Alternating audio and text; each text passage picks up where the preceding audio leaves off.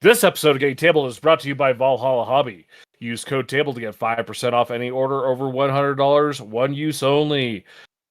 Big shout out and thank you to our tablers for choosing to support us. Please consider joining for $2 a month. You can listen to us record live and get early access to all video content on the YouTube channel. Brought to you by some guys on the internet. This is Getting Tabled. With your hosts Jason the Bruce, You guy! George the Yang, I hope you're all entertained by my inaptitude. Jason aka Major Socks. We've been doing this and talking about various stuff. One of the stuff. Now sit back, relax, and get tabled.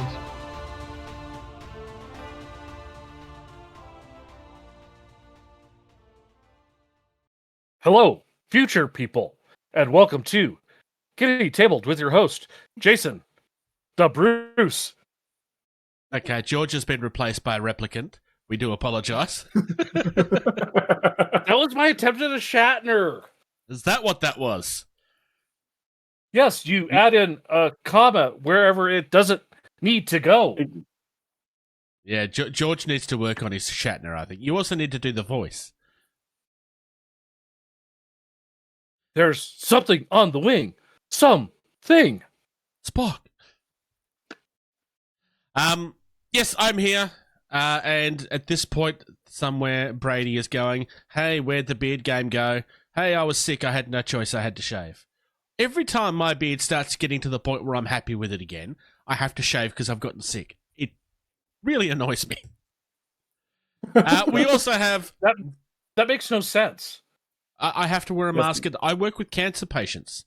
Oh, if I'm sick, I have to wear the mask, and they don't work if you have facial hair. Right, okay, that makes sense. I'm not going to put cancer patients at risk just because I want to have a beard. That's not fair. Here's a solution. You just get yourself a full face respirator. How about no? Really scare the crap out of them. You can just Yeah, it would terrify people. just walk around in a biohazard suit. We also have with us, he's the main man. Every Games Workshop fan's worst nightmare. It's Major Socks. That's right. Especially today, because there's more news about my stuff than there is about your stuff. No, well, only awesome. because we're choosing to talk about it, and we don't want to talk about the. No, we're choosing not to. We're choosing not to moan about the prices for a change. Hey, That's Kill true. Team, go to hell. And we got George. Yeah, nobody cares about it. No one does. Actually, I just thought of a great nickname for Bruce if he did wear a full face respirator. Darth Bruce. Oh, that's terrible. Newly received or noteworthy information, especially about recent or important events. And at first glance, people are Marble going to look at prices. this protocol. What? At first glance, Yeah, people that- are going to look at this and go, why are we discussing these? These miniatures are all old. And, I mean, you're right. I mean, these miniatures have been out for a long time now.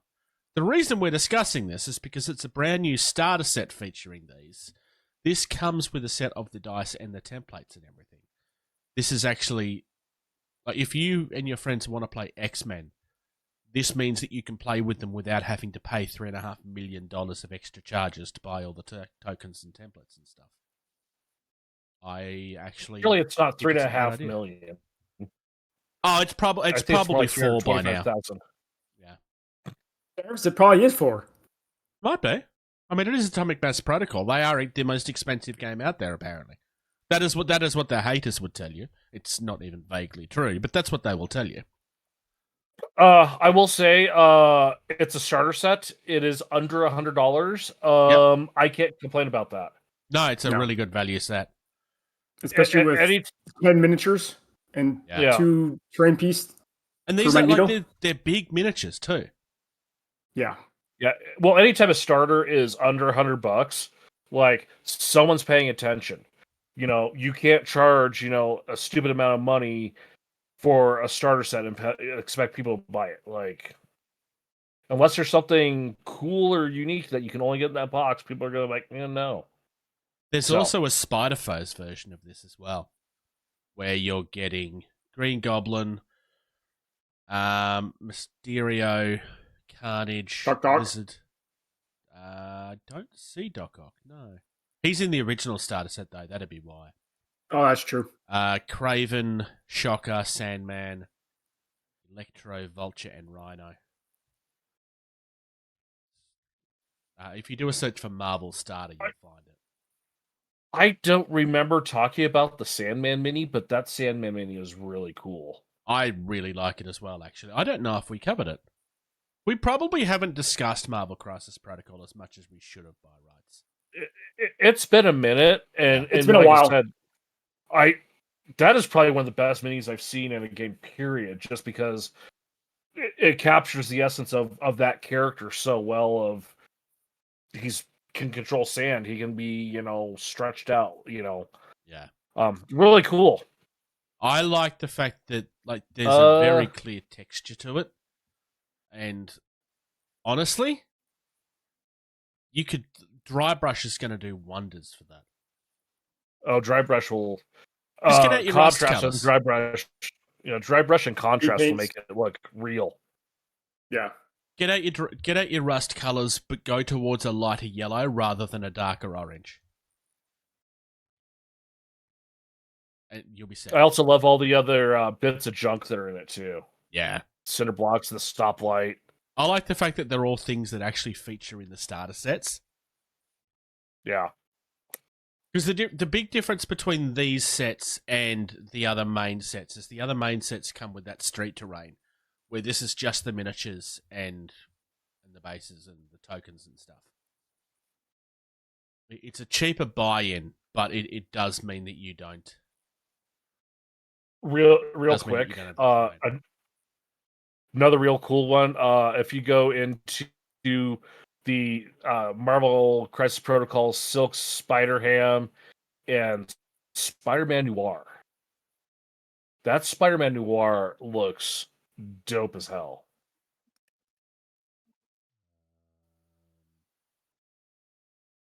On my screen, it's the fourth option over on the bottom. No, I don't have that, but that's okay. Marvel Spider.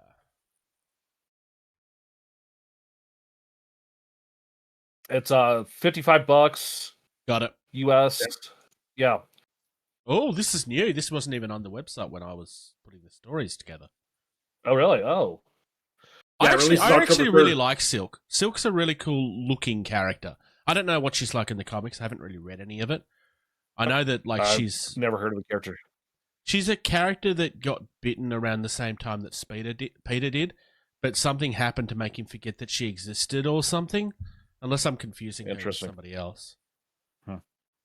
Yeah, I remember it was Into the Spider-Verse, the first animated one with Miles, where he was the main character. That's where I first discovered the Spider-Man Noir, and I thought that was just a really, really neat take on Spider-Man, where he's got like the trench coat and hat like a PI, but Nicolas still spider Cage, powers. Nicolas Caging it up. It's good and proper. Right. The thing I like about that is it's not entirely clear that it is Nicolas Cage at first. I mean, unless you look at the credits, I suppose. Yeah. But when you do realize, it's like really, really obvious that that's Nicolas Cage's voice. So yeah, like we haven't looked at Marvel Crisis Protocol for quite a while, but they have some really, really good stuff. You know what? Spider-Ham is a really stupid character. And I say this knowing that's the point. They've done a really good job of, because it kind of feels like it fits. It's They've like done a really Porky good the job. Pig meets... Yeah, it's like Porky the Pig meets Wile E. Coyote meets Spider-Man. Also, Silk almost has a different pose. Almost. Almost. Yeah, her legs slightly who's got different a really... in its direction. That's the only difference. You know who's got a really different pose is the Spider-Man from the Web Sling Heroes box, where it looks like he's got the symbiote, but he's also got like a Punisher-like tactical suit on and a large gun, and the symbiote is holding guns. Oh yeah, that's the Flash Thompson Venom. Okay, That's the Flash Thompson Venom. gotcha. Okay, Agent Venom. I was not aware of the. Yeah, He's I a was not paraplegic at this aware of point the in the story. existence of that. He's lost his legs at this point, Okay. and he's Oh. a US. Yeah, this. Trying to think. I don't know. I think he might be a Marine or was a Marine or something. I don't remember. He works for the military. He works for one of those arms, one of the 700 Services. branches. Yep. All right, let's move on. 5. 100, yes. Operators and Agents by Wargame Atlantics. It's a new week, therefore there is something new coming from Wargames Atlantic. It still amazes me how much they're putting out. Yeah, I was gonna say they put out stuff as often as Games Workshop without being as big as Games Workshop. And their practices feel a little better too. There's not as much market manipulation going on. This is some models that they are releasing for a game that doesn't exist yet. It's like there's people talking about how like there's clearly a game coming, but we don't know what it is, and we don't know how much work has been done. I think these might be the best miniatures I've seen them make. And I mean this quite literally. I think these look phenomenal. So the operators are your military personnel. It's very much generic military. You can kind of you can kind of push them in the direction of Any direction. like, Militia, to make them look like special they're forces. special forces type thing. You can also kind of change them to make it look like they're more the mercenary, private security Contractors. contractors. That's the one I want. Yep. The detail in them is magnificent. Oh yeah, for sure. I like the fact that you got the boonie hats and stuff in there as well. Yeah, I'm looking at the plastic sprues, so I'm not being distracted by any of the painting, and just the detail that I can see on that plastic it's pretty damn phenomenal. Like Yeah. it's right up there with anything I've seen Games Workshop put up detail wise. Yep. There's some really, really nice detail in this. All of the weapons that they've done are kind of like the base of the weapons, so you can add in different bits and pieces to kind of change, because there's an AK adjacent there, and there's a couple of different attaches at points where you can kind of change which version of the AK it is. I don't really know what I'm looking at, but when it was being described, it was being described as the base AK, because it's kind of like the lower half, but you've got none of your scopes and stuff on it. So you can kind of modify it. There's also the Agents sprue, and that is pushing very heavily into your private security, which is why I was getting my words confused earlier. Secret Service. Secret Service type thing. I'm going to say an acronym agency. Yep. So I can see you having a lot of fun with this. The thing that got pointed out on Beasts of War, or on Tabletop, I should say, the P90's in the middle of that sprue. So you could totally create Stargate with this. Oh, nice. Ooh, and there's MP5. Yep. MP7s. This is the good thing about having military people on. I can go, yeah. Hey, look at the different guns. I know the P90 that was on Stargate, and they could talk about everything else. As long as it's not, there's no SIG 23 handgun in there, we'll be fine.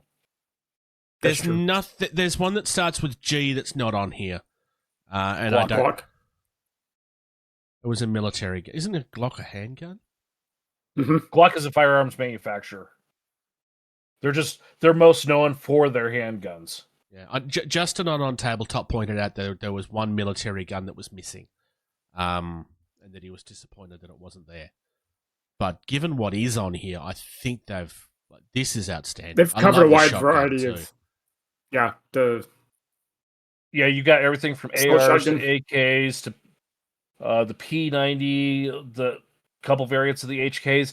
I'm a little disappointed I don't see an honest to God Uzi. True. I mean, there's a couple that are close that you can kind of get away with, but they're not really Uzis. You don't really see Uzis anymore, though, right? Because this is clearly aimed at modern day. Aren't they kind of a thing of the past now? Yeah, they haven't been manufactured for a while, but they're still like one of the most rock solid submachine gun, pistol sized guns that you can carry. Like they were exclusively what Secret Service carried during the 80s under Reagan and Carter because it was easy to hide under a jacket and they could just make holes and stuff. If they needed.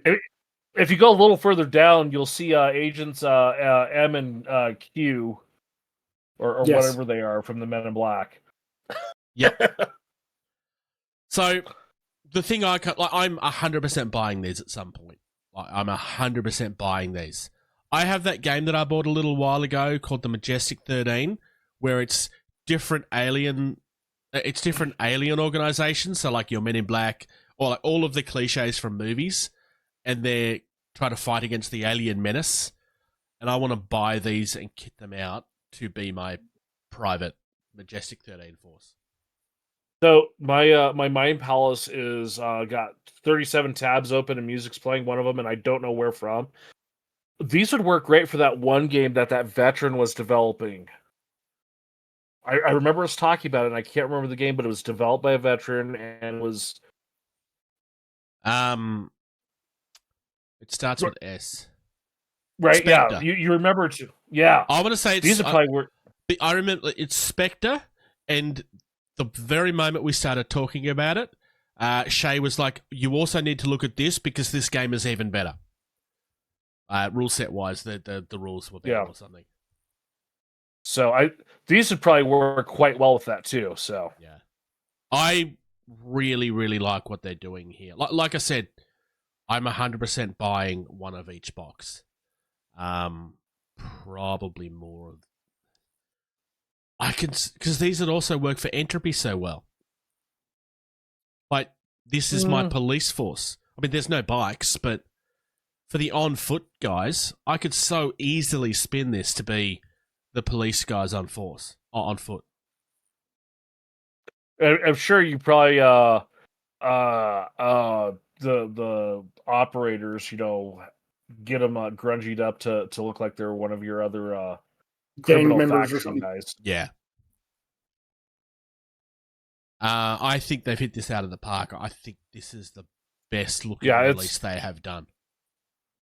For not being a huge major mainstream, like, this is really good looking stuff.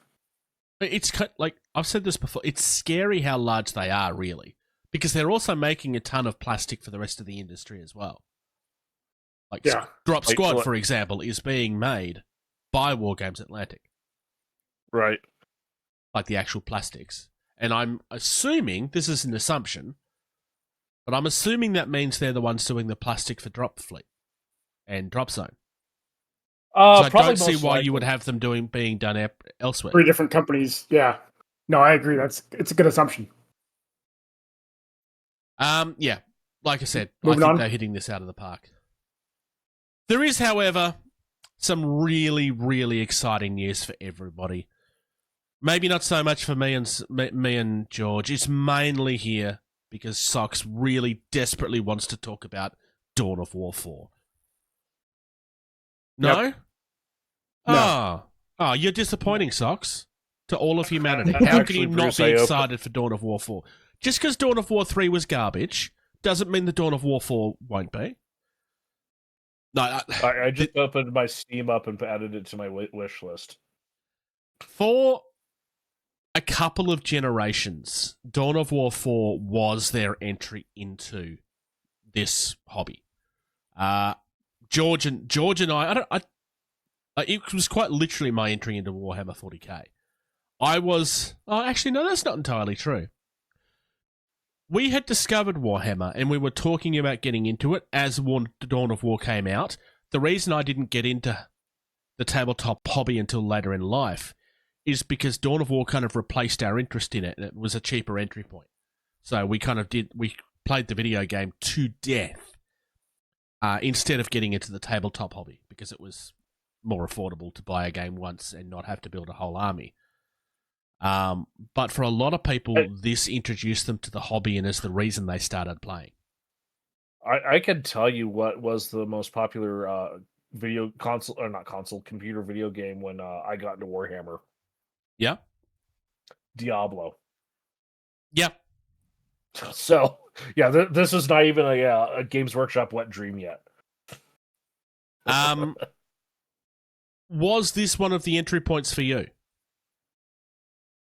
No, absolutely not. No. Did you play this? I've never played a Dawn of War game, no. Oh, wow, I'm by myself on this. This is interesting. I was kind of expecting that you would be on board with this with me as well. No, well, I added it to my wish. Like, I've seen it, and I've just never been like, I have to get this. Like, no, for me, like, I walked into a store like, hey, what are you guys playing? Oh, it's called Warhammer 40K. Yep. Oh, that's sweet. And yeah, I became broke for the rest of my life. Pretty much, yeah. It is probably worth noting that Dawn of War is an RTS. So for those of you that don't play video games very much, it is essentially Warhammer on the table, but as a video game. Think Age of Empires. You could make an argument for Total War, but that's not really the same thing because that has like turn-based parts in it as well. It's Total War is kind of like unique. Command and Conquer. Heroes, yeah. So Command and Conquer. It is the RTS is a genre that quite literally died for quite a long time. It's kind of having a bit of a resurgence almost at the moment. It's going to be...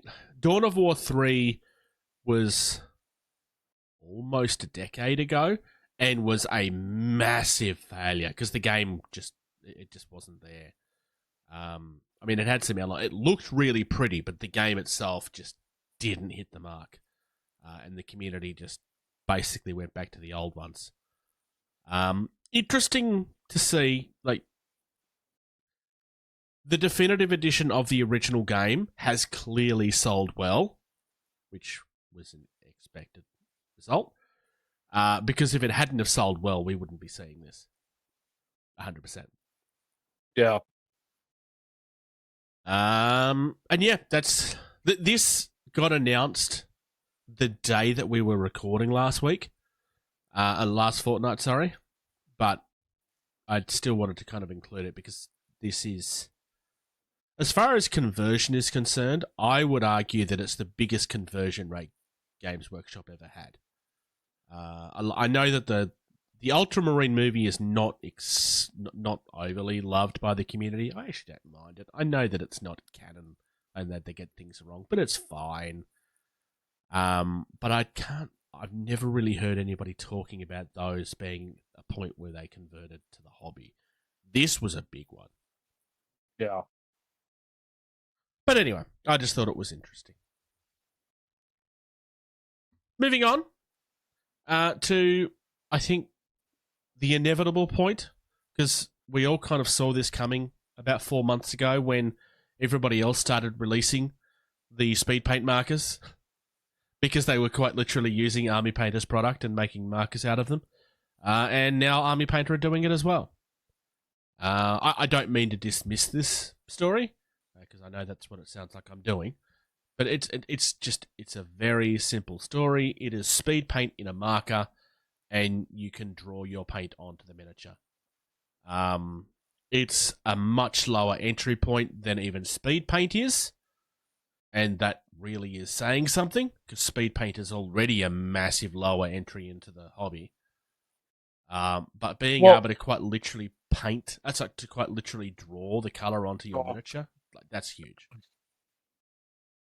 I'm gonna make a slight counter argument of this is a easier way to get some fine detail too, because painting is something you do have to learn. I mean, it's. But what does I shouldn't say everyone, but what does everyone know how to do when they sit down to learn how to paint a miniature? They know how to write. They know how to use a marker. Like, that's what you learned first grade. You know, whatever you call it around the world. You're So to going in sit the down and direction give that I was someone a going to mark, go in. yeah, You to use sit this down for and be able to, freehand. yeah, oh yeah, for sure. Well, I mean, just look at the little video they got here where they're, you know, painting the helmet blue, doing the orange shoulder pads and trim and stuff, and then coming in with yellow to do the Aquila on the chest. Like, Yeah. you know, it's like I legit kind of want to get some of these to do some of the detail on my Fire Slayers. Yep. Yeah. What I would really like to see our repair do is just sell a box of 10 blanks. I agree. And just then dump in you your just speed paint. dump in the speed paint you want because they're talking about replacement tips. You know, the marker has a shaker ball. Great. Sell me the empty marker and I'll buy the pot of speed paint I want, put it in there, and then I'll have a speed paint marker for the color I want. So they are gonna. So the starter set has what, 10 colors, just to start out with. But they are gonna eventually release yeah. other colors. They're gonna. I know they've. If I saw a chart somewhere that'll show all the colors that they eventually plan on releasing, and I want to say the entire metallic set will be all in paint pens, And as well surprised as if a variety they of do. others. And that's fine and everything too. But I agree. You know, Blanks would be I mean, awesome. you know, look at how much space you've already, you know, taken up with paint, you know, behind you, Socks. Look how much Yeah. room I have, and it's like I'm capped out on space for paint. Yeah. I don't have room for 60 markers. But if I'm on a project and I'm like, oh, I'd love to have a marker, I'd love to be able to just buy a blank, buy that pot, make my speed paint marker, and use that. And then if there's anything left and it sits on the shelf, I don't have 80 or 30 or whatever number of these just Have to use sitting pots. taking up space. You know, You know what? when I've already Unpopular opinion, because I don't disagree with you. That's not my unpopular opinion. Because from a business point of view, you want to make every color so that you can sell every color, right? Mhm. If you're going to do blanks, sell them at a higher price to justify the fact that you're selling the blank, which I know is not customer friendly, but yeah. I would sell the blanks at, I mean, quite literally, just lower than the actual full pen, so that it's not a huge difference. If you really want to do your own custom color, you can go out and you're making a little bit more money for selling, quite frankly, less, because you don't have to fill the damn thing up. The customers doing that themselves. Yeah. Yeah, they're buying a separate The risk pot. of doing it that way is that invites other people to Throw in to their own different. do cheapies. I would be surprised if you can't find blanks out there already. That's Because fair. these are just markers, honestly. Yeah. I look at it this way though. It's just like, you know, $5 for a marker. Sure, cool, whatever. $5 for a blank. Cool, whatever.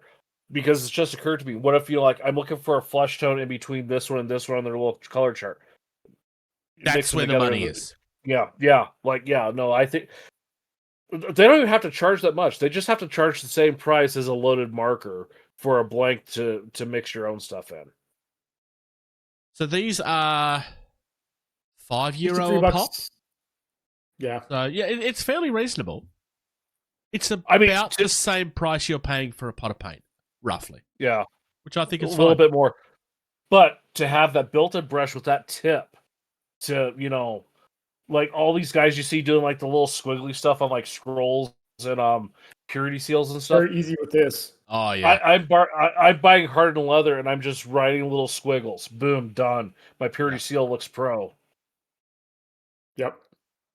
Um, Or dripping I blood like this. effects. oh 100%. I like this as well. I think this is like this was teased about a month ago. A new faster way to paint your miniatures. Yeah. And like you said this as well. Like the moment that got teased, we both knew what this product was. It was going to be the markers, because they're not the first ones to release this product. But Well, it makes sense. It just going back in time to when I first got into this, like that was the biggest gatekeeping issue in this hobby was how to do painting techniques.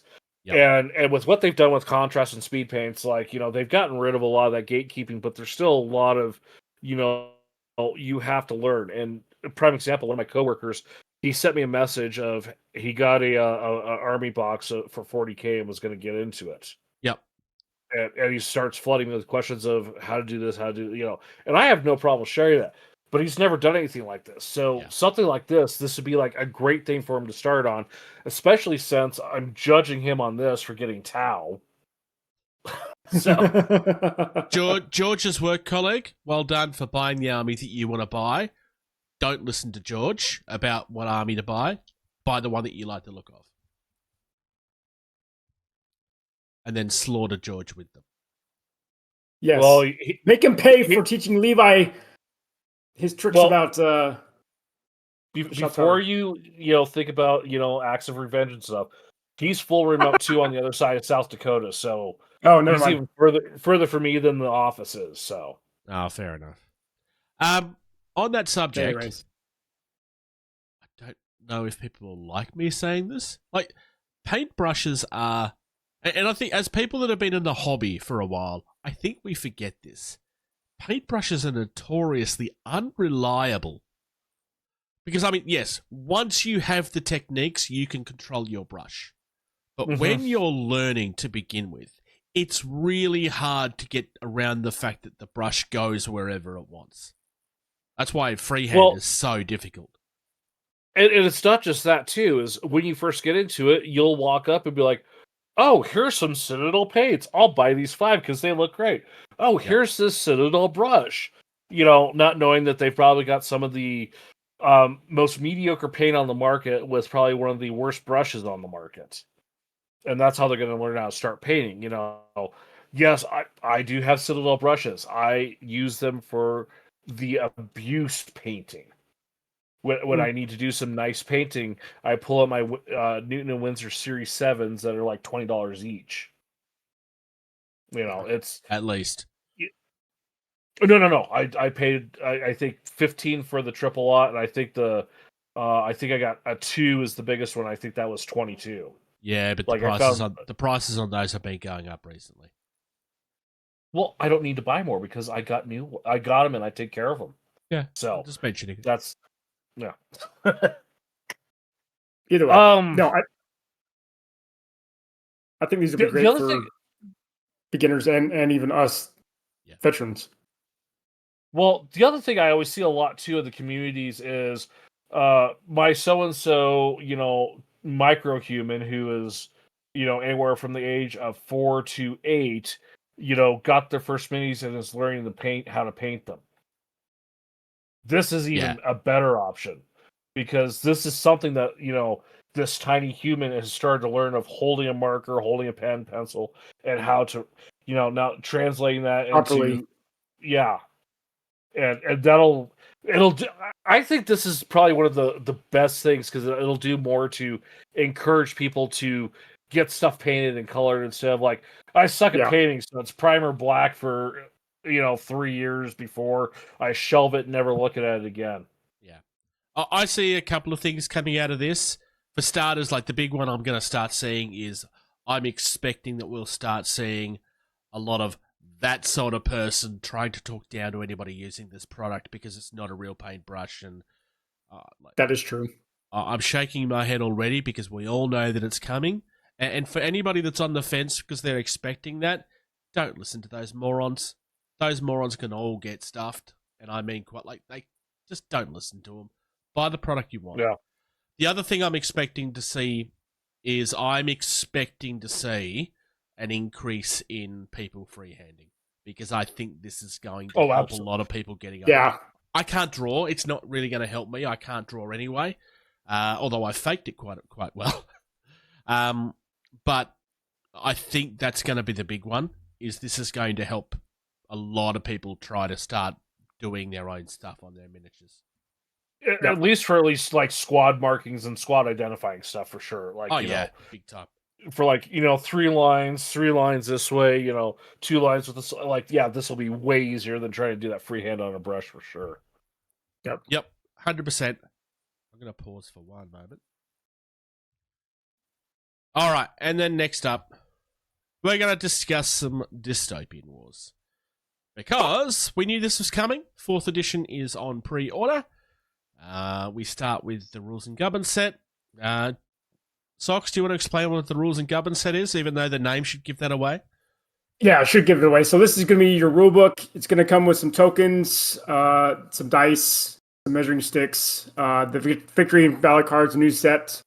But then also it's going to come with a multi-faction add-on sprue. So don't worry, all of your models and units and stuff like that you have from 3rd edition will carry over into 4th edition. They just now have more universal-looking turrets for some of the weapons, so that you don't have to have faction-specific turrets if you don't want them. So I'm looking forward to this. Like Bruce said, we knew this was coming. So you got a measuring tool and objective sprue. You got the new rulebook, which you can buy separately. We'll look at that here soon. And then you have the new token sets as well. So the first set that you see, that's kind of has that minefield and exclamation point. Those are new sets of tokens. The damages are about the same. So I may be able to still use some of my old ones. I'll have to look and see what the rulebook says. Because I'm trying to decide if I need to buy. I know I'm going to need the rules. I'm trying to see if I can not have to spend a lot and buy whole new tokens. I would be very surprised if you had to buy the new version of this. In saying that, you're not going to be able to get the tokens outside of this. But generally speaking, most of their tokens don't tend to change. Yeah, historically, anyway. A lot of these I'm seeing and recognize because, especially on that first page, they're all very similar to their critical damage effects. So it's just some of the other tokens that I may need, like those explanation points. I'm not sure which those ones are, so I'll have to see what they are in the rule. Right. But so I'm going to throw in my $5 right here, not my 2 cents, my $5. This is how all games should be. Yes. You get your starter army box, and then you buy the bits and gubbins box, yes. and then you get everything you need, and you don't have useless stuff that you don't need that takes up space or just sits around. You buy this box, you buy your army, you get the rule book, you get the widgets, you have everything without unnecessary crap. You know what I really find frustrating in this hobby? Starter sets where you can't buy the pieces like this outside of them, and you don't want the factions that come in the starter set. Mm-hmm. Yep. Like or you don't have a buddy to split it with. Or you don't have a buddy that to wants split the it other with. side. Yep. That wants the other side. Like, or you both want the same side. Which is actually really common. Yeah. Yeah. The thing, like, I praised earlier, like, the X-Men starter set, right? And same thing for the Spider Foes that I didn't realize was there until I was looking. Like, if that's what you want to buy, great. They're doing more of them. With this, you don't have to do that. Now, granted, with Marvel Crisis Protocol, you can buy everything in that starter set separately. It's just going to cost you a lot of money to do it. They make it really financially... They really don't want you doing it. They've made it really expensive to do it any other way, basically. But this is very, very customer friendly. Yeah. So we've got the new rules and governance set, and then moving on, we've got you can buy, like I said, you can buy the rule book separately on its own, which is awesome. I just want to say, I love the cover. Yes. I mean, there's nothing flash about it. It's just a cover. Yeah. I love how you can, like, because this is a hull of a ship, that the rules are starting to eat into the side of it. It's really cool. You can see corrosion around where it says the rules. I love that. Yeah. And then moving on, we got the new Victory and Valor deck. So I will probably be needing it, a couple of these for demo purposes, since I'm a war host still. But then since I have 2 fleets, do you know if any of the cards themselves have been changed or not? That I don't know, but I'm guessing that they have, because of some of the streamlining of the rules. I would ask specifically, because realistically, they may not have. They may have. It may just look pretty. Yeah. I mean, it's not expensive, but I know they were trying to buy the new one. You might be right. and I'll ask on our Warhost Discord channel that I'm part of. But I do know they were streamlining a lot of the faction specific rules and some of the other rules within the game, and so they may have changed to help streamline the game down a little bit easier. So we got those coming up for Dystopian Wars later this month. Yep. So looking forward to that 4th edition coming out. Actually, it's next month. True. That is true. And then for Armored Clash, we have the Alliance finally coming out. So we have their introductory set first, and I do like the look of these. I mean, you got a little drop pod, you've got some little small tanks, some little flying gyros or whatever, with the little AirPods, some big artillery tanks. I mean, they just look really, really cool. I like the tripods personally. Yeah. Unless there's a leg there that I don't see, but I'm pretty sure they have 3 legs. It's a tripod. It's like a Shaltari walker. Yeah. No, it's from War of the Worlds, George. Get your references right. All tripods are War of the Worlds inspired, even if they're not. Okay. I love how confused you look right now. Do you seriously not know what I'm referring to? No, I know what you're talking about. I only know War of the Worlds from the H.G. Wells story. I have not watched any of the movies because that's okay. You can skip. You can skip the Tom Cruise one. The old one's okay. I'm not its biggest fan, but I'm wrong apparently. It's very old, but that is the one to watch. Yeah, I do like the I just on the Porcilio War Dogs because their guys look like Spanish conquistadors. Because the Alliance is the French, Spanish, and Italians within their faction. So, I like good looking introductory set. The 2 big tanks with the mortar cannons in the back. Yes, the Navarre tanks. Yeah. Yes. Yeah. So one of them's your officer. One of them's the actual that goes along with the officer. So the same tank, one just has the officer sticking out of the turret. And then you can change that into a transport option as well, and then a chapel version, which I'm not sure what the chapel is going to do. And you would be able to make these without having to magnetize it. You will just be able to swap pieces in and out very easily. Yeah. So that's the introductory set, which is about half of what you're going to get in the battle group set, which is what we're going to show next, because you have another big giant land fortress, kind of like what the Crown has with their rolling city from Mortal Engines. Yep. Yeah. So, yeah, you got the Ghent land fortress, or the Valentia land ship, which looks like a huge Tesla-style weapon on the front of some sort. Yep. The Alliance have a lot of heat lances in their weaponry within Dystopian Wars, and so we'll see those here as well, kind of translated into this. So, Socks, as a war host, are you pretty familiar with the point values and stuff for Armoured Clash right now off the top of your head? A little bit, yes. Just so I have this box right ahead. here, $162. How complete of an army is this? You would be able to get close to 1,000 points for your army, and a normal Clash size game, which what is the medium tier, is about 1,500 points. You'd have almost 2/3 of a Clash size game. That's really good. Like it's really good point value. It's really good value. You would need a. Go ahead, George. Well, I was just to kind of contradict Bruce of it's not just good value. It's just good sense of, oh, you want to play the game? Here's an army. You don't need anything else. Just buy this box. You're done. Yeah. Like I know that's not what they want, but the ability to your let's say your wife Socks. Let's say she goes to buy you a gift and she knows you want this. But what do you want? She doesn't know all the McGubbins and widgets and stuff like that. And if she's like, he wants the Alliance army, they can just be like, this is what he wants. Yeah. And it's much more simple. I have a counteraction. I have a counteraction to something you just said. Because you're saying that I know it's not what they want. And you're not wrong, but there's another side to that argument. Because, I get the whole Like, you want them to buy as much as possible. I completely get that.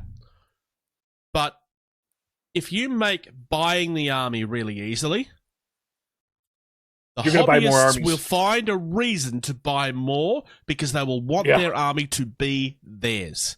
Are there cheapskates out there that would just buy the box and don't? Yes, of course. But those people are going to do that anyway. Yeah. Everyone else is going to want to customize and buy stuff.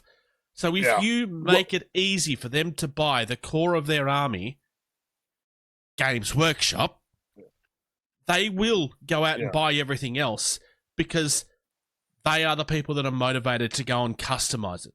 Those people, if you make it easy for those people to do it, it's easier for them to justify it for themselves. So I will say this, George, back to your question. So for example, my 2 tanks right here that you see, they come in a pair. So my 2 big transport tanks that I have for my Prussians. So I would buy those in a sets of pairs. So I can have 2 in a unit up to 6 in a unit. And depending on what battle size of the game you play will determine the max size of tanks you can have. And so the larger games you're going to need more of those units in the same unit itself, more models in the same unit. So you're gonna need some more boxes, but not a whole lot more to round out your force. But just to roughly say, like, you know, I'm gonna spend 162. My buddy's gonna play 162, and we each have a decent Roughly a size size to start playing like the normal size game without, you know, do that with Games Workshop. You know, you'll need to spend 500-600 to get to the appropriate size, you know, for the average size game. There was a point in time when Games Workshop used to do this. It's quite a while ago now, but they did used to do that. And the nice thing about this too is, if you look at the very last picture, one of the last pictures past the box, you get some of the modular terrain buildings in these battle group sets too. Yep. So you're not only getting your 1,000 points worth of army, you're getting terrain to go with the game as well. As well as your rules, your dice, your tokens, your command and conquer, command deck. So $160 for this size of a box, great value to get into the game. It gives you about half the size of an army of what you would normally play. Like I said, forget value. It's just, it makes it easy to get into the game, period. If I wanted to play this with, let's say I want to play this with Chris, who's one of our Patreons. If I wanted to play with this with Chris, I just buy the box that I want, he buys the box that he wants, and then boom, we're playing a game. Are we playing a full game? No, but you can make it pretty close. You don't want to play a full army for your first few games. You want to start at a smaller size anyway. But my argument is like, you know, even at $200, this is way more entry easy. You know, it's like, forget value. It's easy to get into the game. Yep. This way. So and then the last one we have. Sorry, go ahead. The last one we have for the Alliance is their Interceptor, the Malinois, which I think looks awesome. That's Malinois. That's Malinois. Yeah, you're right. Malinois. You know how I know? Do you know how I know that? Belgium, actually, because that is a dog breed that is used in police and military. The Belgian Malinois. Oh, okay. Or Maligators, as they're more affectionately known by their owners. I think I have a new favorite airplane in the game. This one? Yeah, I really like this. I think I've said that with every single plane they've come out so You far. have. I think we're gonna, once we get all 8 of them out for the factions, I think we're gonna have to go back and we're gonna have to look at all 8 of them again, and then we can determine which one is your favorite, Bruce. Yep. I'm going to be very curious to. We should actually be held to this, because I'm curious to know if we all end up picking the same one at the end of the day. I hope that we don't, but I have a feeling that we will, because our tastes are all rather relatively similar. I like how short and stubby this is. I think George has undecided what he thinks. So if it's the Force perspective, the box art looks better than the mini. Like, if you look at the canopy going into the rear tail fin, it looks kind of short and stubby on the actual mini. But then if you look Yeah. at the box art, it looks like there's a little more space. And the box art, because of that, it looks better. I think if they stretched the mini out a little bit on the back, it would have. Do you see what I'm talking about? Yep, It's not- I do. It's not the hull. The actual canopy is bigger on the miniature. The shape is pretty much... Yeah. The only thing that changes is the canopy gets bigger. It's not huge, Well- but it's different. Well, Right. and then in turn, the slope behind the canopy goes into the tail fin, gets stubbier versus how long it is on the box art. That's what I was like about to say. the box art. The mini, it still looks good, but it's not as good as the box art. I think Which- that's fair. I know sometimes that happens, Well, it's also a smaller... It's a smaller scale, so Yeah. some of that is going to get lost in translation It doesn't- anyway. Yeah, it doesn't translate as well. Yeah, no, I'll take that. Yeah, I'm not saying you're wrong. either just way- for the record. Either way, I like you guys know, I have Imperium and Sultanate for Dystopian Wars. I have the Imperium for Armoured Clash right now. Alliance is one of the factions that I plan on getting because they are coming out with flying gondola ships for Dystopian Wars by the Spanish. That's supposed to be coming out later this year, next year, early next year. And those ones look very cool. The concept art that I've seen looks very, very cool. So this will probably be another faction I will eventually get for Armored Clash as well. That way I have well-rounded, because there's going to be a combined campaign set coming out here soon where you can do combined battles, kind of like you can do with Drop Fleet and Drop Zone, interlocking the campaign systems. So, nice. Sounds good. Shall we discuss some hobby? Trim, glue, prime, paint. What have you been up to, Socks? Starting with you because I know you've got something. putting together some little Teutonic Knights for my Imperium. So that's my officer. Nice. He's going to have 2 little foot soldiers on the back end, but I'm going to paint those up probably separately. That way I have a little bit more space on this 10 mil sprue. And then that's one of his little regular soldiers that goes along with them if the camera wants to focus. Maybe not. It's tough. But he comes in a squad of 6. So kind of like going back to what I was saying, he starts out with 6 stands in his little squad at the lowest level, and then can go up to 18 in the squad if he wants to. So that's what I've been up to this week. So, George? Well, I've been working on a squad of my Fire Slayers, 2 squads actually. And like I said, I was going to do those in a slap chop style because they're fleshy, organic, naked dwarves. So the paint style lends very, very well to that style. And months ago, I was working on that double slap chop with the Cthulhu mini for my board game, and really liked how that was turning out. So I was trying to replicate that on the Fire Slayers.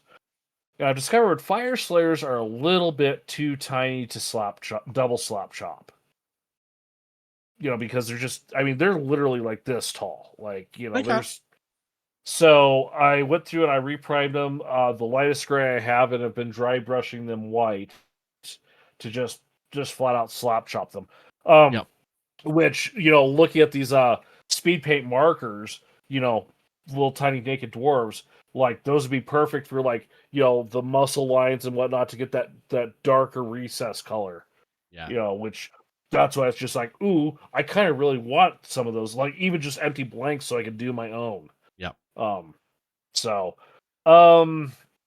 Then not much more than that really. I spent a bunch of time going through Amazon trying to find a self-healing cutting mat that fits my space better, because the one I have is it's deep enough, but it's not wide enough. So Yep. also I was looking for something that's not gray so that my gray doesn't blend in with my gray. I found a green one. So You don't want to grey while you grey? no, I don't want a gray one while I'm working with gray stuff. Hang on one second. It makes it hard to see the gray stuff on the gray stuff. Apparently Socks has a solution for you.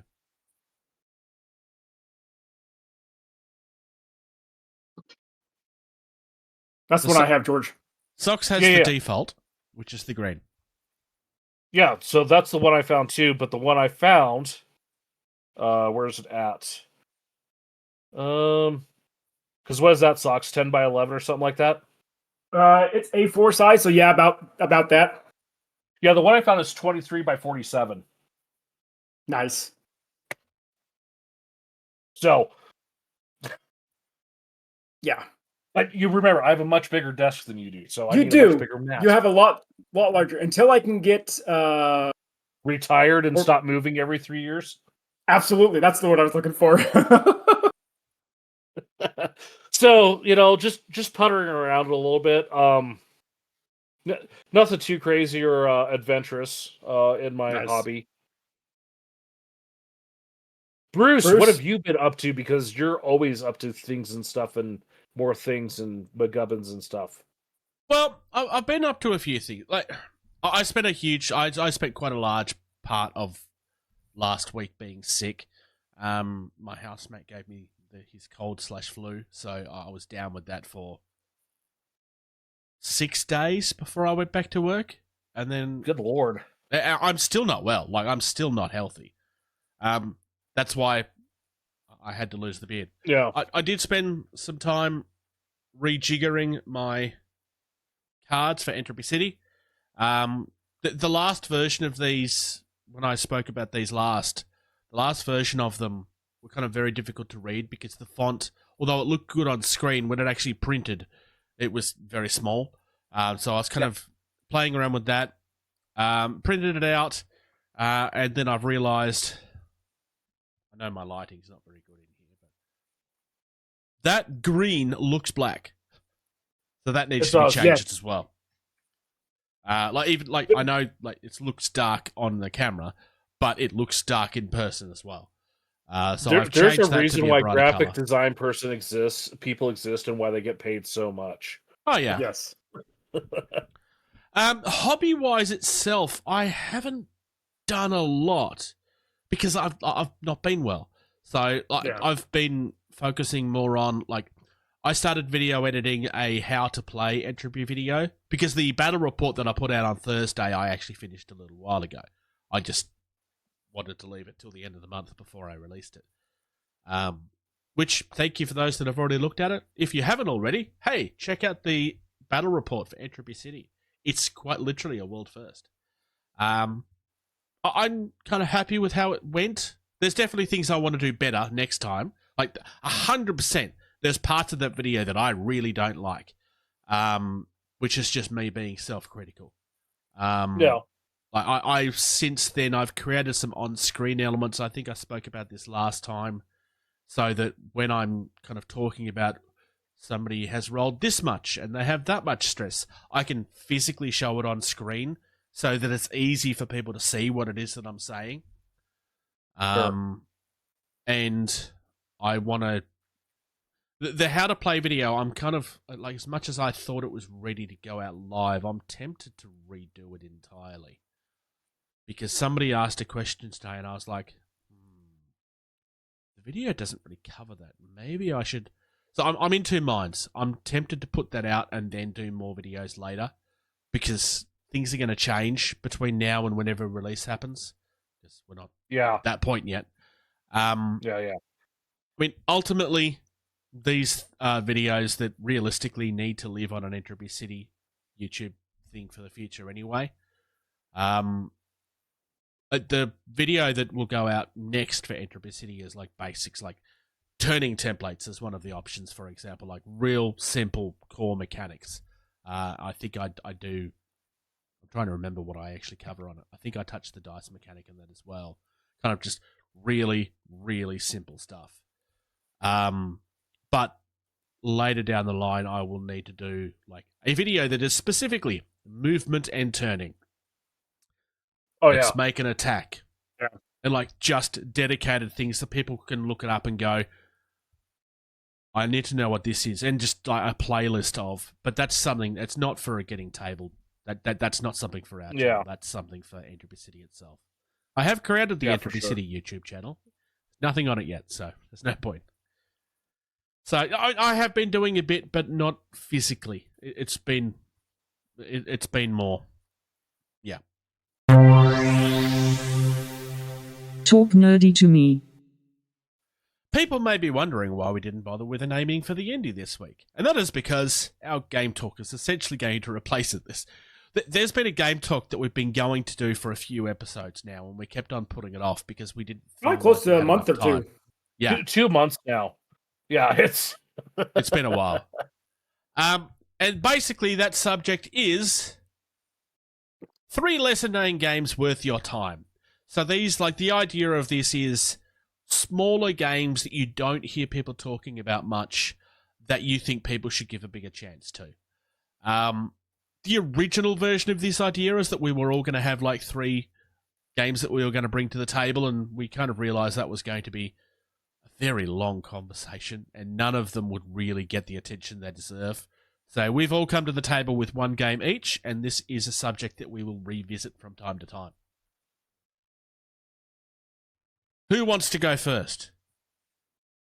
I'll go ahead and kick this off. So I'm going to talk about the Dresden Files cooperative card game. And for those of you who have actually paid attention to us and listened to us for a while, we did a top 10 episode. Well, the 3 of us went to top 10. Brother Bear and Thunderboy had their top 5.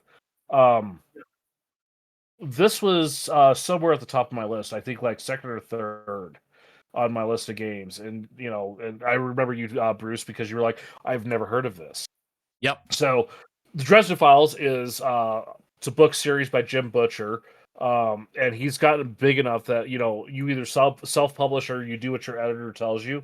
Jim Butcher's series has gotten to the point where he tells the editor what he's going to do, and they say, yes, sir, Mr. Butcher, sir, finish your book when you're ready. Yep. So it's based off this, the characters. So there are heroes. So there's Karen Murphy, Harry Dresden, Michael Carpenter, all characters in the books. And these are who you play as. They all have their decks. And each deck has, you know, like attacks, investigates, you know, various types of cards. And there's a board. And the board is the story of the book. And there's cards that are, you shuffle them, you lay them out, and it's the storyline of the book. It may not be in the right order as it is in the book, but that's how you have to play the game.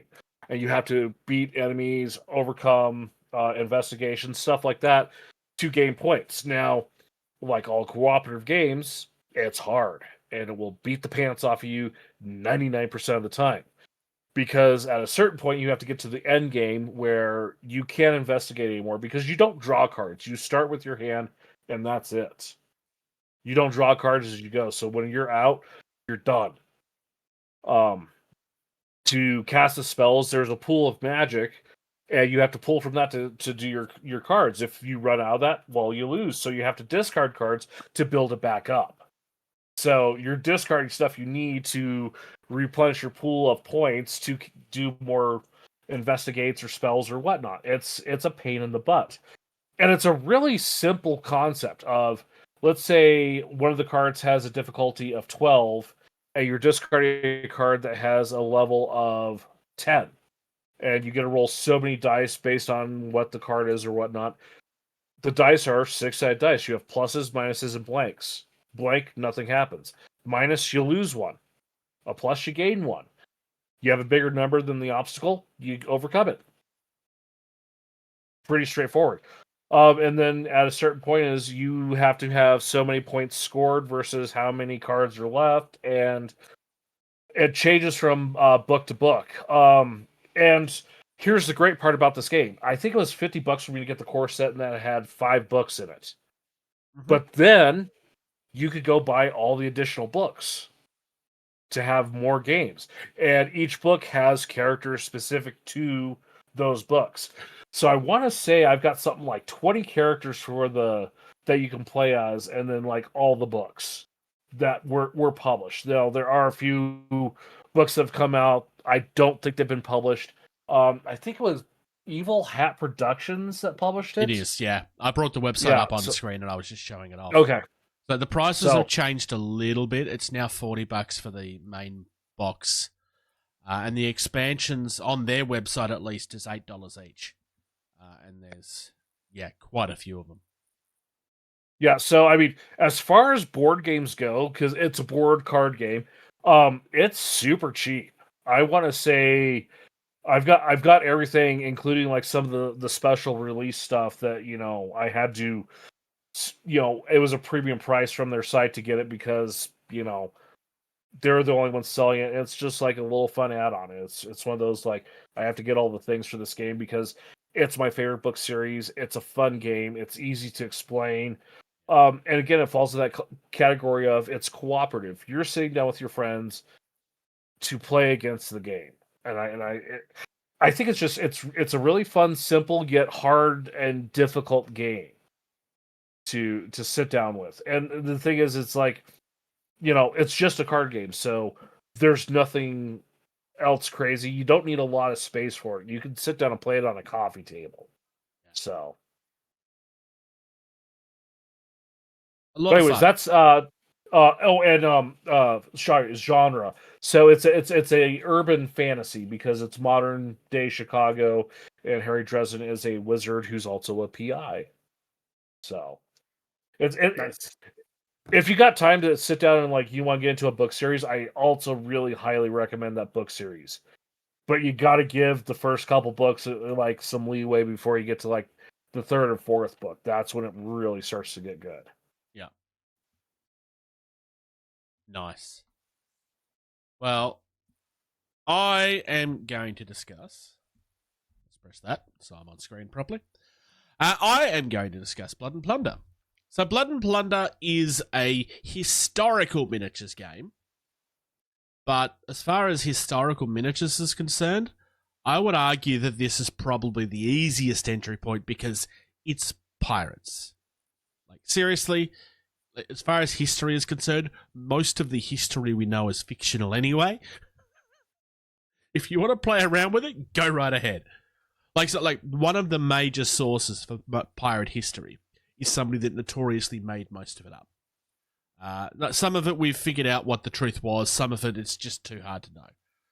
But also, if you're kind of dabbling on the fence of history, Pirates is one that you can easily make fantasy as well. Blood and Plunder is a game by Firelock Games. And realistically, as far as I'm concerned, I still think this is the best starter set on the market. It's $145 US. It comes with Blackbeard, Robert Maynard. You get 24 plastic soldier miniatures that you would split between the two factions. You get 2 plastic sloops. So you get a boat each if you're splitting this with a friend. Or you can throw it all together and make one giant big force if you really wanted to. It comes with a 3x3 mat that is land on one side and sea on the other. It's a really, really good value box set. We actually have an unboxing of this on the channel because I backed it on Kickstarter back in the day. And it's a really, really, really nice box set. It is also a game that people talk of quite highly. I'm ashamed to say I haven't played this yet because it's on the list of things that I brought and I haven't gotten to. But it's just so pretty. There is also a skirmish version of the game that I can bring up called Port Royal. This is another one that we've got an unboxing for. So if you don't necessarily want to go full size, you can go for the skirmish-sized one. It means that it's an easier buy-in. You can still use everything in this in Blood and Plunder if you decide to go bigger later. But it's just... when it comes to historicals, like, people tend to look at World War II quite frequently.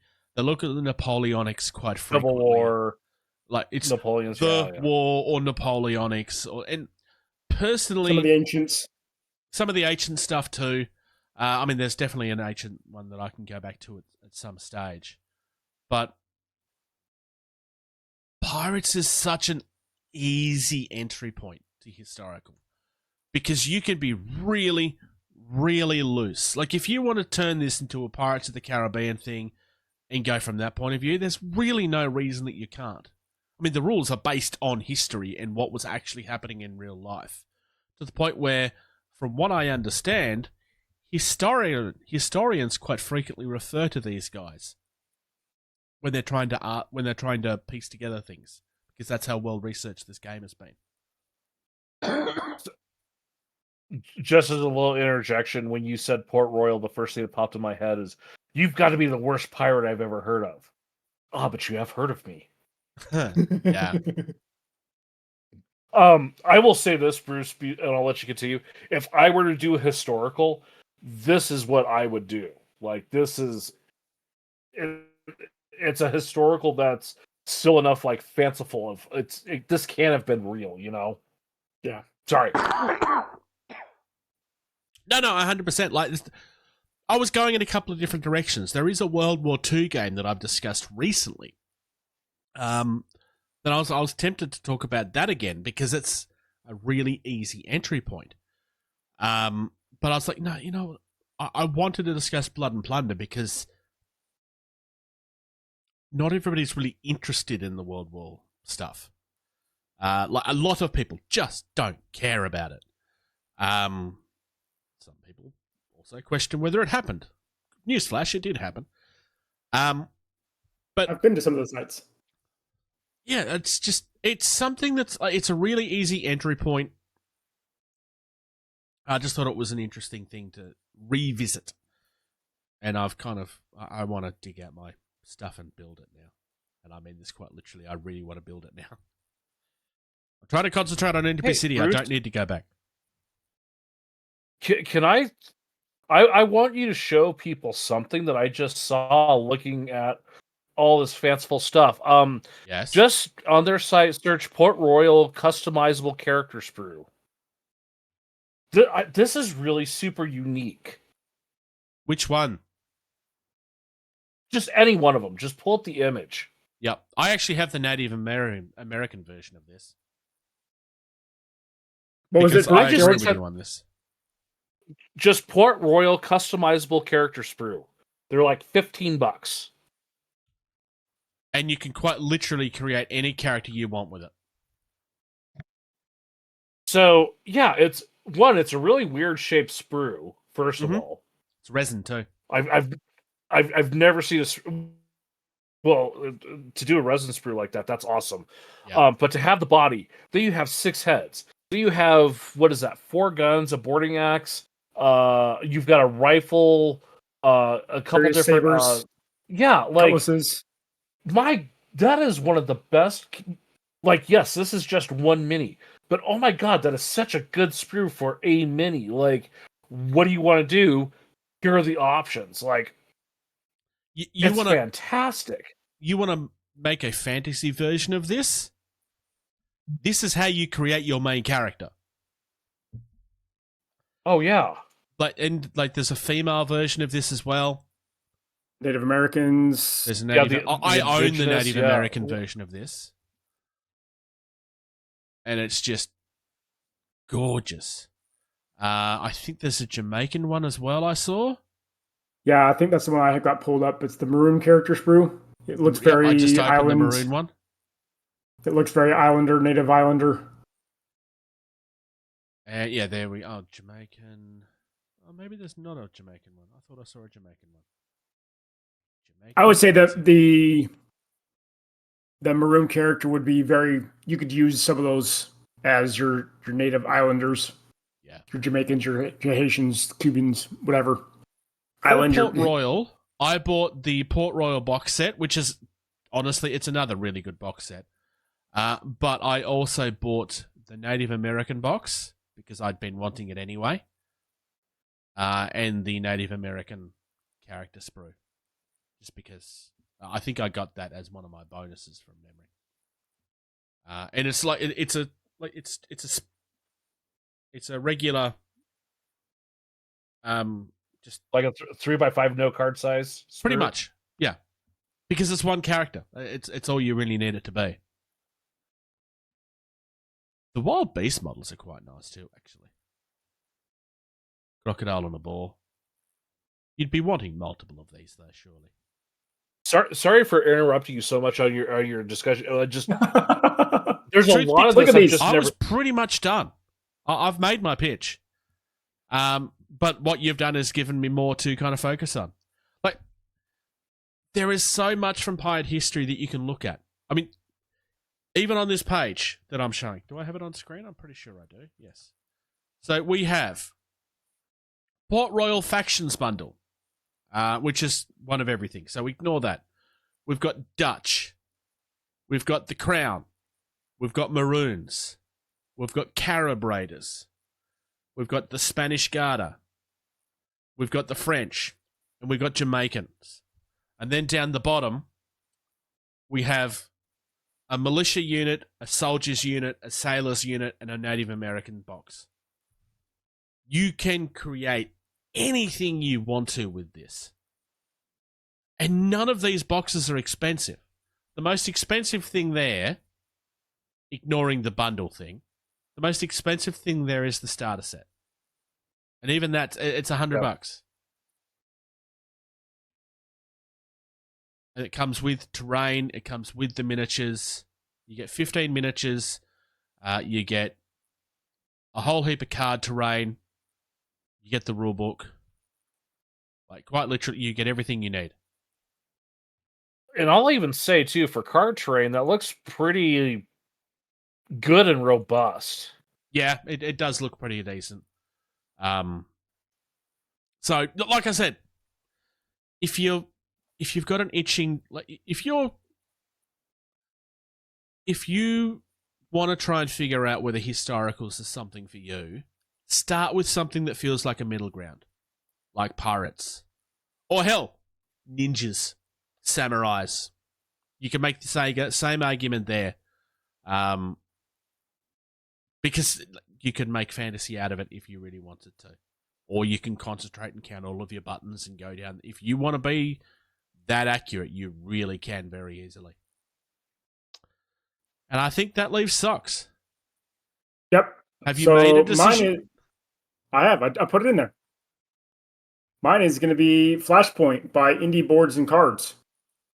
It is a excellent co-op game where you, along with up to 5 of your buddies, are running around as firefighter crewmen,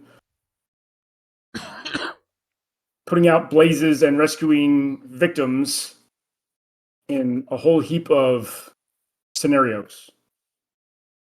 So the basic game gets set up where you have 3 different explosion areas on the board. And at the end of each of your turn, there's various different firefighter crew members that you can be. You can choose just a generic firefighter to a specialist, captains to medics, whatever. And each have their own abilities. But at the end of each of your turns, you roll the dice to see where the fire spreads. And if it lands on another fire, it explodes out and it grows even larger. And you can put crew members on fire trucks to use the spray hose from the truck. And so it's a great little game. My family and I love this game. My youngest son is always loving it and asking to play it. We have all the expansions for it. There was a Kickstarter that went through back in July. We backed it for the latest expansion. So awesome co-op game. So historical relevance. You're a firefighter, so in various different scenarios. Yep. And again, it's one of those things where it's a really easy argument, like, 'cause it's something that we all see. It's one of the classic children fantasies. I want to grow up and be a firefighter. Yep. So, you know, my demented mentality came up with looking at this. I want to see a Fahrenheit 451 expansion for this, where you're going around starting the fire.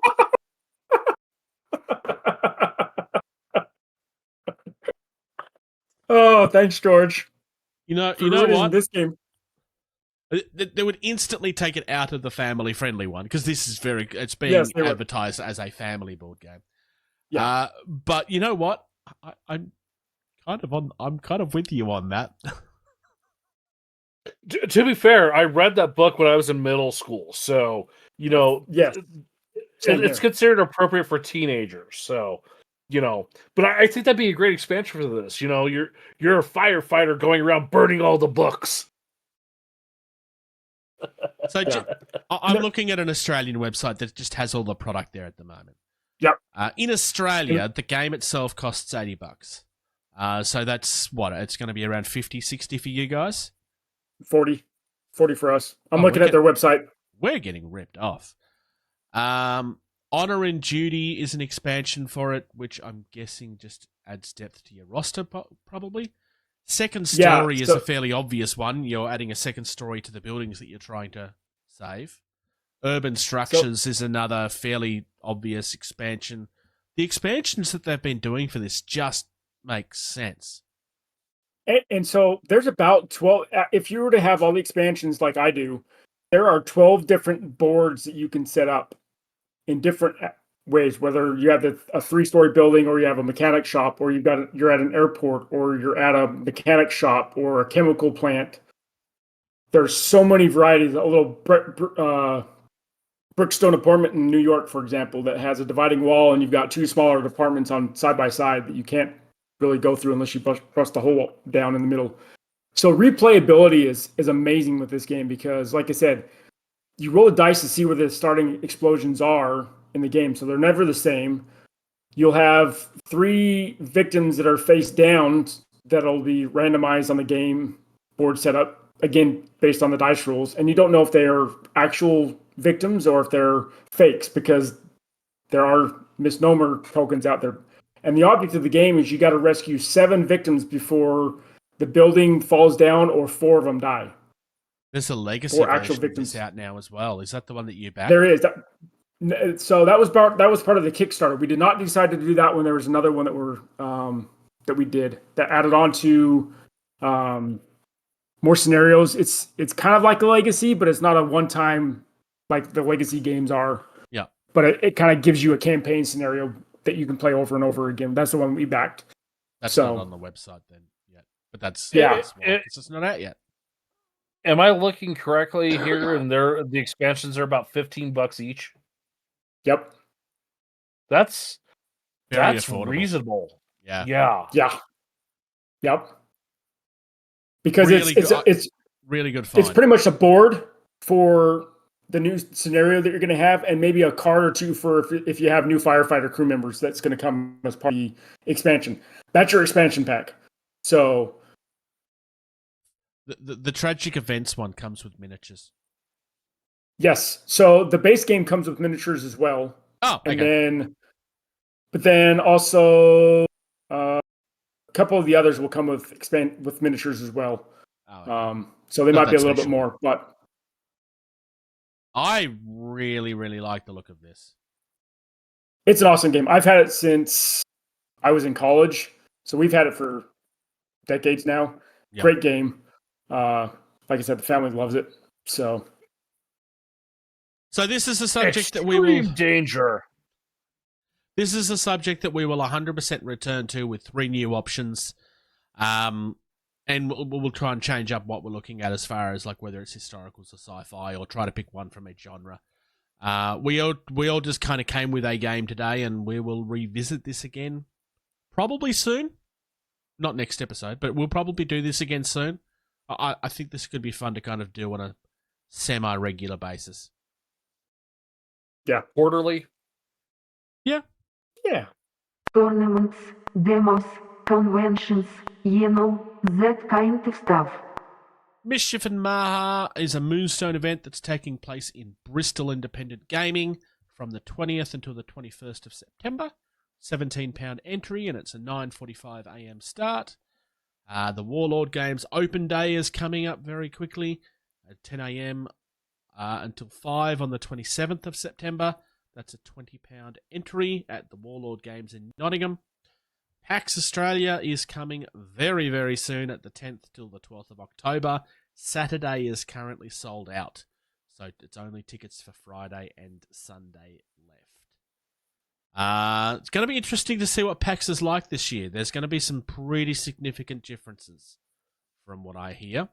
The feedback that I'm seeing from PAX, A lot of the storefronts are being pushed out unless they're willing to do interactive activities with people. So, like this could be exaggerated. It could be that the people that are just not being invited are just bitter about it. But the impression that I have was that if you're not willing to do things that are interactive with the event, that you weren't going to be invited, pretty much, or you were going to be replaced with somebody else. So there's been some fairly mixed feelings on this. Actually, no, I have mixed feelings on it as well. Like, going to an event and it's just essentially everybody that I could go to a store down the street anyway is kind of silly. Yeah, like, so I would prefer to see like that it's not just shops, but at the same time, like, you do need that side of it as well. So it's going to be interesting to see what it's like in person. Yeah, I would say, like, well, I'll just use CMON as an example because, you know, this is how I knew they were doing another Kickstarter, but it's just like they were demoing the new Cthulhu game while they have their storefront behind them selling all their other stuff. Absolutely. Yep. Like, if you're going to be there at an event, be demoing something. Like, give us a reason to go there other than to spend money, because we've already spent a bunch of money to go there. So yeah.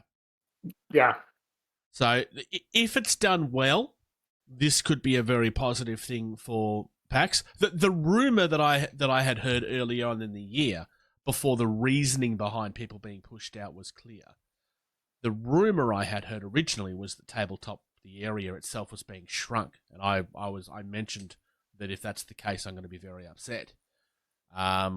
Thankfully, that doesn't seem to be the case, because I quite bluntly asked this question and kind of got pushed back on the no, this is what they're actually doing, by one of the people that was complaining that they'd been pushed out.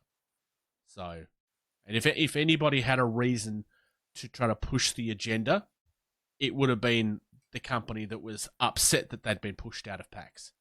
So I think it's pretty safe to say that the area is not being shrunk, or if it has been shrunk, not significantly, because it does kind of feel like the video game side of PAX gets more attention than I wish it did sometimes. That's it for upcoming events. Thank you again to Valhalla Hobby. Valhalla Hobby is an independent gaming store at Verona, Wisconsin. They have a huge range of products. Not necessarily everything that we've discussed today, but they have a massive range of games available. Like, yes, they have your Warhammers. They do have your Dungeons and Dragons. It's not a huge part of their business, but they do have it. But they also have your Bushidos, your Infinities, your Malifaux. They have Moonstone, Judgment Eternal Champions. They have Armoured Clash and Dystopian Wars from earlier. They also have incredible pricing, and I mean this like quite literally. Both of these guys have bought stuff from there because it was the best pricing they could find. We appreciate them, not just because they support us, but because they're lovely people as well. And if you use the code TABLED at checkout, you'll get 5% off your first order over $100. Thank you also to our tablers. This is what we call our Patreon supporters. They support us and help us keep the lights on, help us keep our website running, help us pay the bills. There is quite a few bills that come with running a podcast, shockingly, especially if you want that podcast to remain available. So, yeah, thank you very much. If you are in a position where you consider it, then you can find that at patreon.com/gettingtabled. Where else can people find us, George? Well, after Patreon, the website is gettingtabled.com. I know Bruce has talked about making some changes here in the upcoming future, but we will still be there, and you can still find us there. Just be patient with us. Most of our posting and letting people know what's going on is facebook.com/gettingtabled. If you're watching the video version or you want to watch the video version, go to youtube.com/gettingtabled. It is the superior version. Please give us a like and subscribe there. Of course, you can email us at gettingtabled@gmail.com if you got anything you want us to talk about, questions, something we should cover. You can shoot us an email there.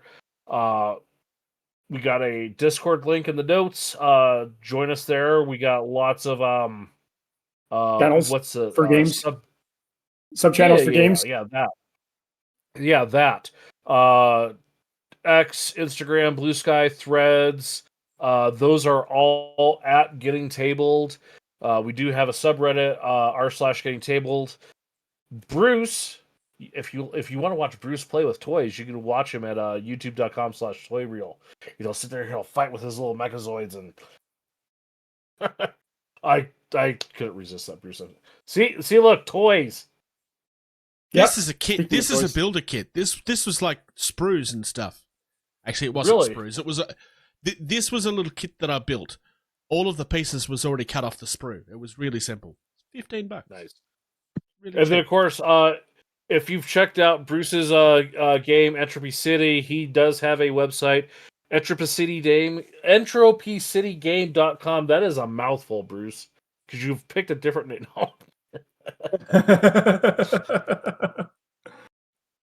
And I think that's it. Gents, this has been another excellent fortnight of podcast recording. Thanks for joining. Thank you. Thank you. Thank you. Thank you. Thank you. Thank you. For listening to Getting Tabled. Music used in this podcast was created by Eric Matyas at soundimage.org.